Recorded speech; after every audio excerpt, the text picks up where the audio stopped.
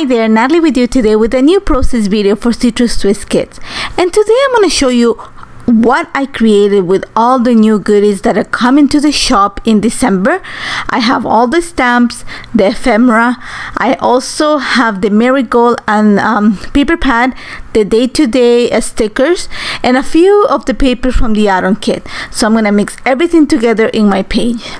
So I want to feature the Get Creative stamp set because I think it's a stamp that everybody should have.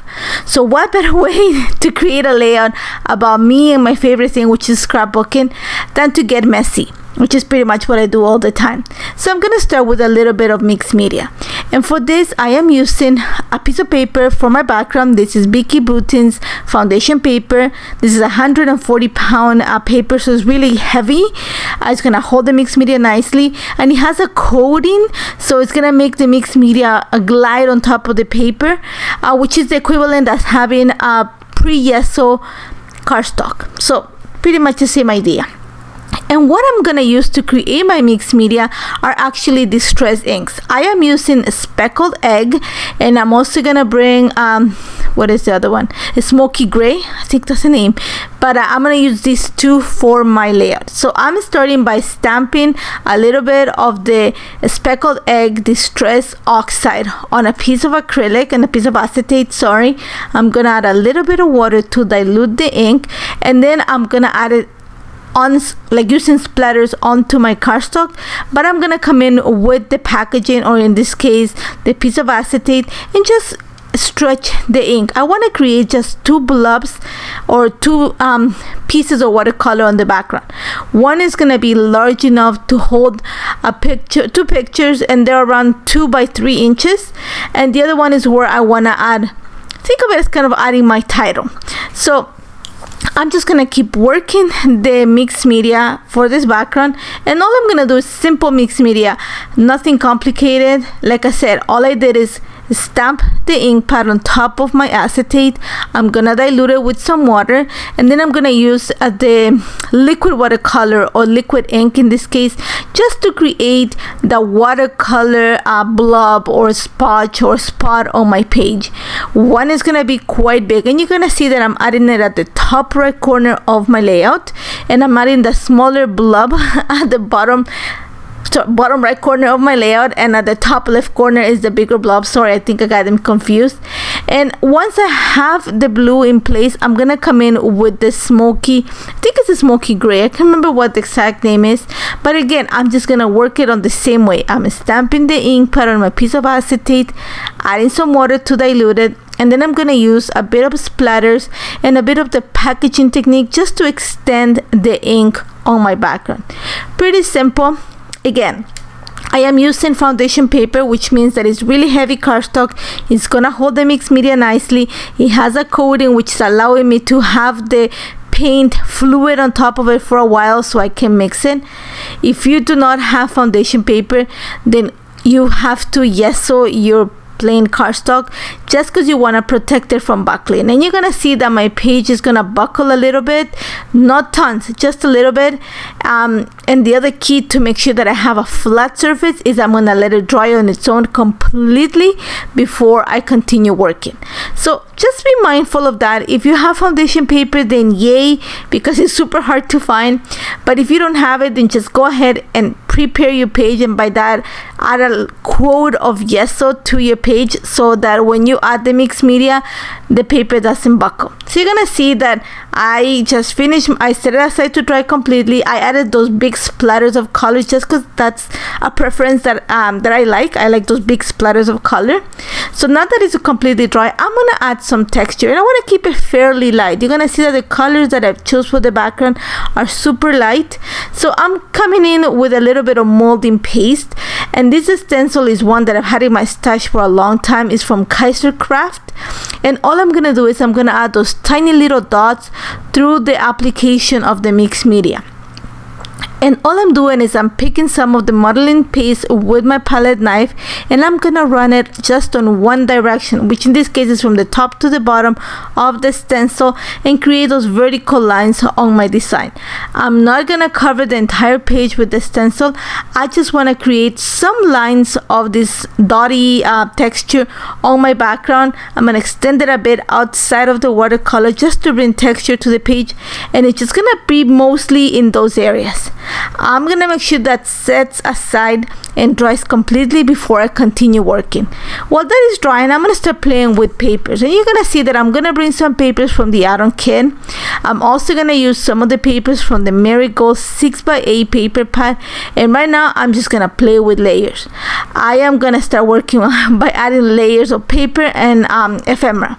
So the first thing I did is I added a piece of that smoky blue, which looks a lot like speckled egg, from the add-on kit. And then I'm gonna bring this piece of it looks like an antique card. It's also from this is from the My Mind's Eye. I can't remember what the name of the collection is, but it's featured on the add-on kit, and I love that antique look. So I'm gonna add it to the left side of the picture just to serve me as a layer. And then I'm just gonna continue playing with some of the papers. I'm gonna bring that piece of that marigold paper just because it has all the colors that in this month's palette. There's a bit of peach and pink and orange and everything that in between. So what I'm doing right now before I back everything is I'm gonna add a little bit of foam adhesive behind the picture. That's just gonna make sure that the picture stands out, that I create some layering, that there's some dimension on this layer. Once I have that, I'm gonna glue, or I'm gonna stick it to the piece of ephemera that looks like an antique sign. And after that, I'm just gonna continue working with layers. I'm gonna use, like I said, this green paper with the florals. I'm also gonna use a pink paper that has swans from the Marigold collection, and you're gonna see that I'm just gonna move the pieces of paper such as to create different levels on the paper. So no rhyme or reason, I just wanted those peaks of those colors to pop on behind the picture. So once I have those two, I need to bring something lighter to the page, and you're gonna see that I struggle a little bit with the papers, but then I find the B side of one of the My Mind's Eye paper has this beautiful creamish tone with these black branches, and I thought it was the perfect neutral for this entire layout. So I'm just gonna go ahead and frame the entire picture with with the layers. Once I have that, I'm pretty much ready to assemble, but then I want to continue working with that kind of antique look. And one of the things that I love about Trina is that she creates little packages of vintage findings.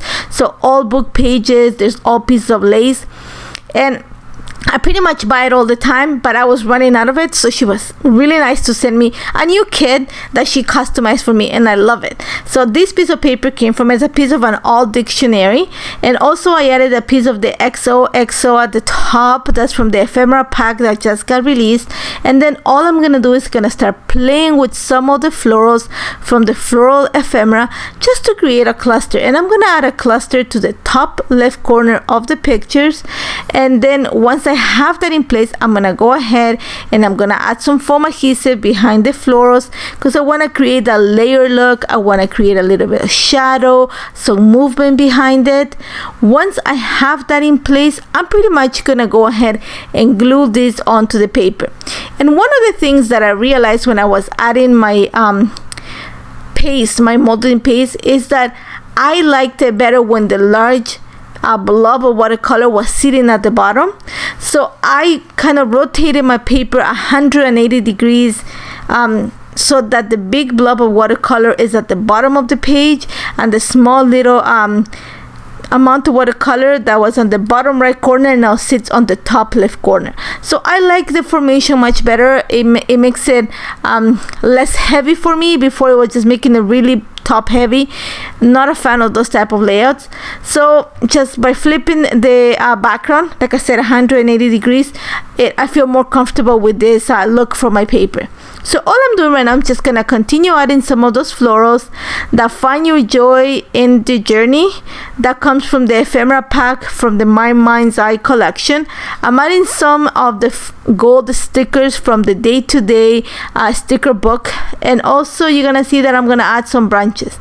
Now here's when I'm gonna come in with the Get Creative stamp set. And again, this stamp set is a dream, especially if you're a paper crafter or you document on a daily basis, because it's not only about paper crafting, it's just like lines that you can add to your projects that talk about real sentiments of your everyday life. That's the best way to describe it.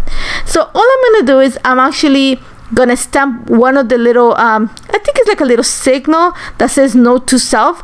I am using black obsidian ink from Altenew. I like the fact that it's super crisp, so I'm gonna stamp it on a piece of white cardstock and then cut it and then just add it to the little subtitle that I have next to the picture.